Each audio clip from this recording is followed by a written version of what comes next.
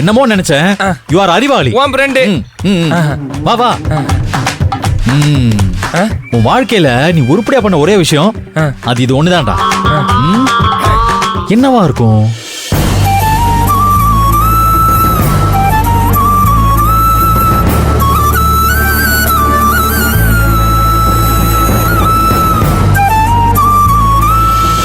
பெரிய இவன் நம்ம இந்த குத்து சண்டைக்கு ராக்கு நடந்து வந்த மாதிரி ஊன்னு வந்துட்டு இருக்கா.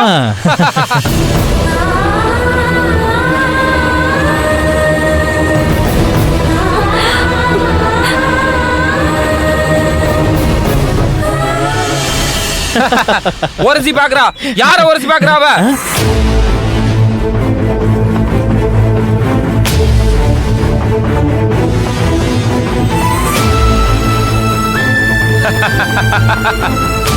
பேபி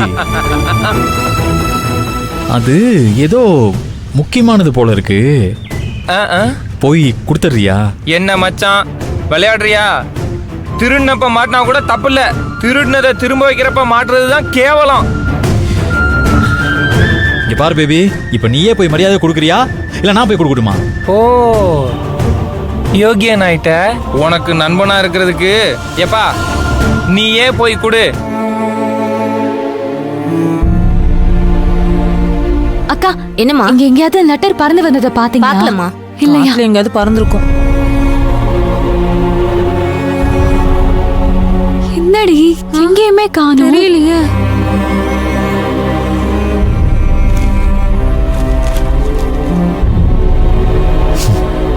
தப்பு பண்ணியிருக்கோம், வேண்டாம். எதுக்கு மனசை கஷ்டப்படுத்திக்கிட்டு?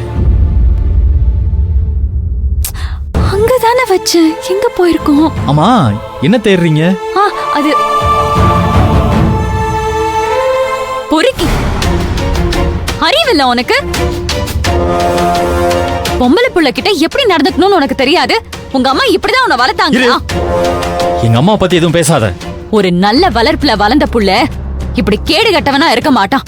ஏய் இங்க பாரு, உனக்கு அவ்வளவுதான் மரியாதை. ஆமா ஏச்சி, யாருக்கு வேணும் உன் மரியாதை? ஒழுங்கு மரியாதையா போயிடு. இல்லனா என்ன பண்ணுவ? ஏதோ போன போதும் உதவி பண்ண வந்தா ரொம்ப ஓவரா பேசிட்டு போற. அடிச்சி வாய மூடு. உன்னை பார்த்தாலே பத்திக்கிட்டு வருது. இதுக்கு மேல ஒரு வார்த்தை பேசுன. ஏய் உனக்கு போய் பாவம் பார்த்த பாரு.